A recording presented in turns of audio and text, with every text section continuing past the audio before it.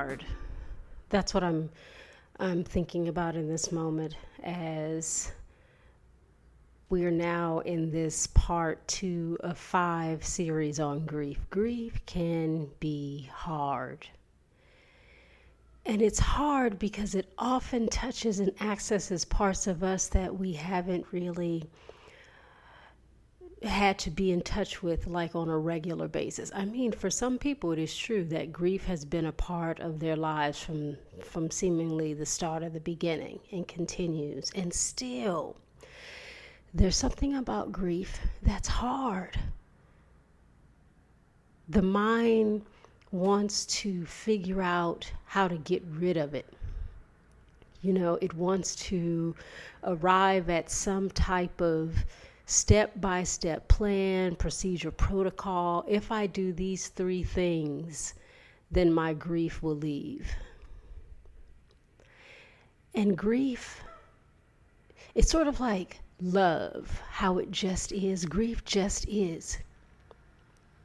And it's not something that I believe we're called to try to do away with. It's something that we're called to hold and walk alongside with, to embrace the fullness of ourselves. And that's why in this moment I'm thinking about how when we're grieving, if we're not careful, we can collapse into this deep suffering. It's one thing to have devastating grief because of perhaps the magnitude of the love or the disappointment even. And then when we go down that path of the magnitude of the grief, the weight of the grief, our thoughts begin to attach to why the grief shouldn't be, or why the thing should not have happened that led to my deep feeling of grief. And that attachment creates a world of suffering. So not only are we in the throes of grief, but we're now having to navigate the suffering of it. Because, you know, in truth, at least through my lens, grief is not synonymous with suffering.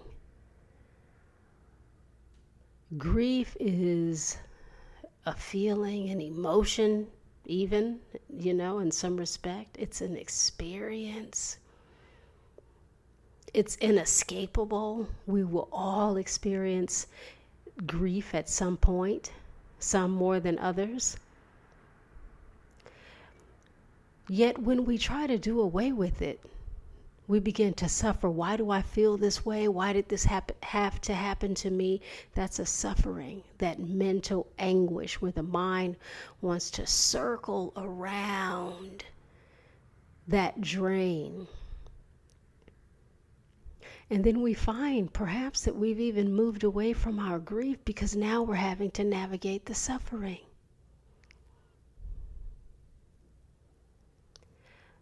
Grief doesn't have to be our suffering. It could be our meeting place, the place where we meet and we sit down and we give thought to our experience. Maybe we reflect on the person we lost, who passed away, who has died, who has transitioned, or the relationship that came undone, the divorce that dissolved, connections that disappeared.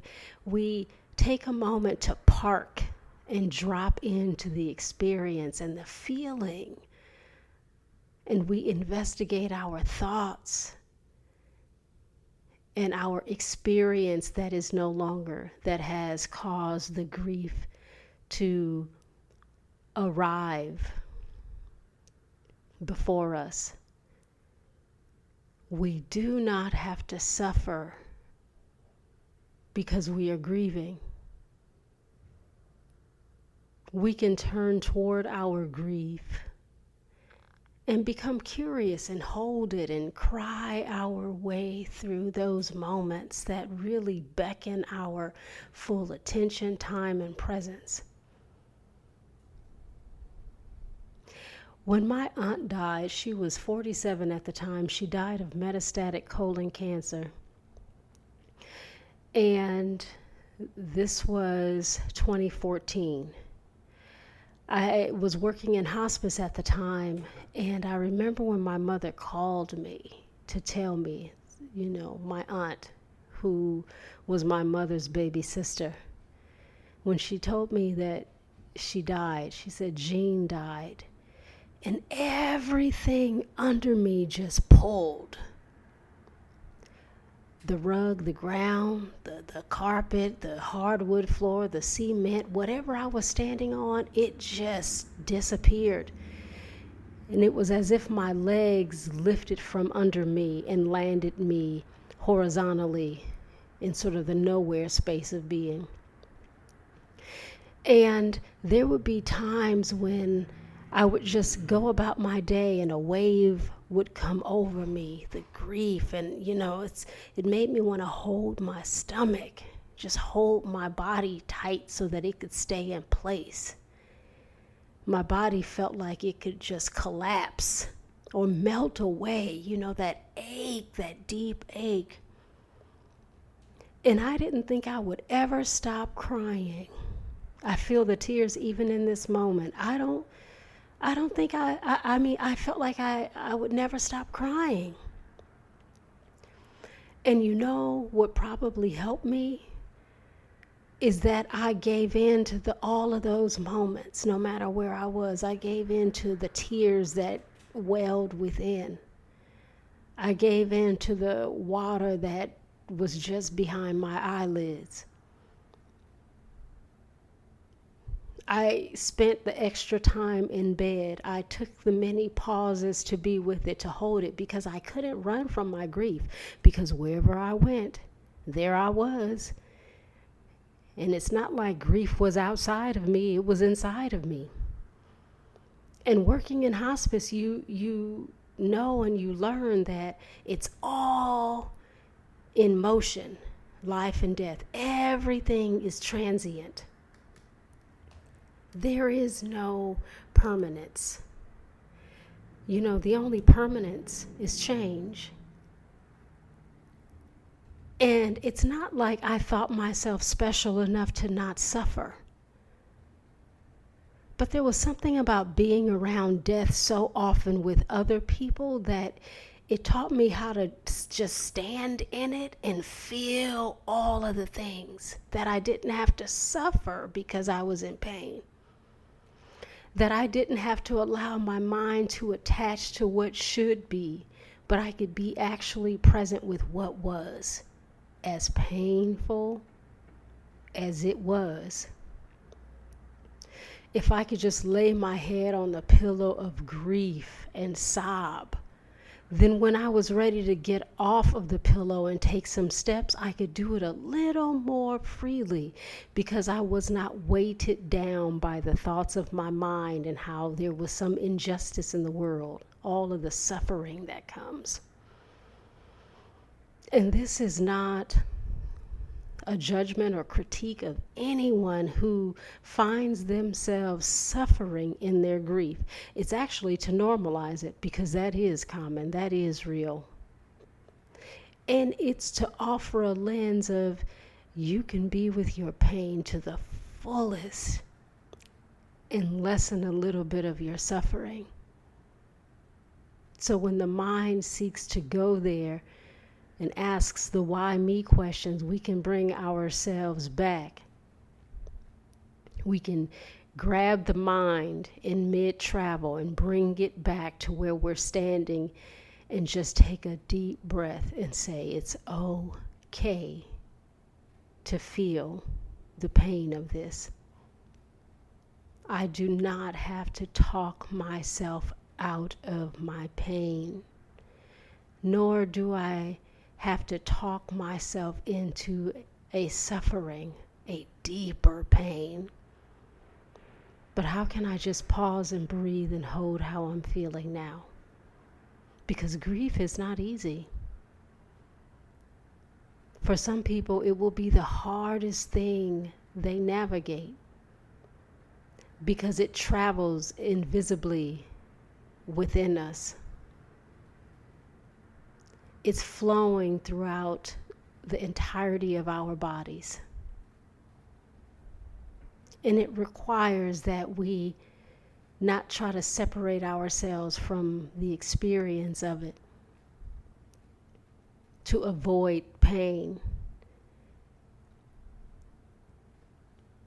And it allows us such deep feelings, even if it's anguish or sadness. It allows us such deep access to deep feelings, rich feelings that, dare I say, if we hug it, if we hug the grief, if we hold ourselves, we become free then, even if for a moment. Then the wave again rushes in and over us and we collapse. Our head is again on that pillow. The tears are heavy to it. Our bodies feel weighted down, and we pause again and we breathe and we say, it is okay to feel this pain. I don't have to think it permanent nor think it away. But if I can just sit and look at it, maybe I'll suffer just a little less and feel a little bit of ease and allow those moments to expand and to grow through time. Then our grief feels a little less. And then one day it feels even bigger than ever before, because that is the wave. It recedes and it returns. It recedes and it returns. And it recedes, and sometimes, it recedes and it's so far in the distance that it seems like it's gone. And then one day we're watching a movie and it comes back and we're back in the throes and we feel the love and the pain. And we also know the contrast that if I just feel it, it will recede again. And it will be out there in the distance, which gives me more time and space to recover, to be free. I invite us to allow ourselves to rest in the freedom of ourselves, to rest in the release of it all. We deserve that. We deserve that pause. So I want to say that even as we have deep pain that comes from the depths of our grief, we do not have to suffer it.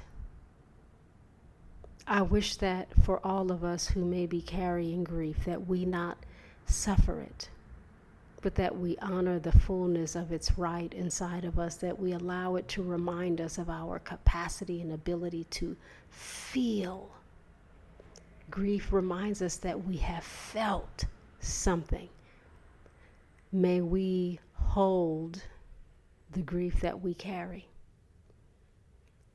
And if we find ourselves suffering it, in those moments, may we be reminded to pause and breathe and tell ourselves it is okay. Because it is. Because it is what is showing up and what is happening with and for us. Grief is hard. It is also a practice. Thank you for joining me as we explore grief this month of July, for lending me your ear and listening to part 2. that we can grieve and not suffer it. Your time is valuable and you are spending some of it with me, and that does not fall short, because guess what? Time is the one thing we do not get back. So thank you, truly. And may your heart be held. And if you feel inclined, come back around. Let's spend more time together. I'd like that.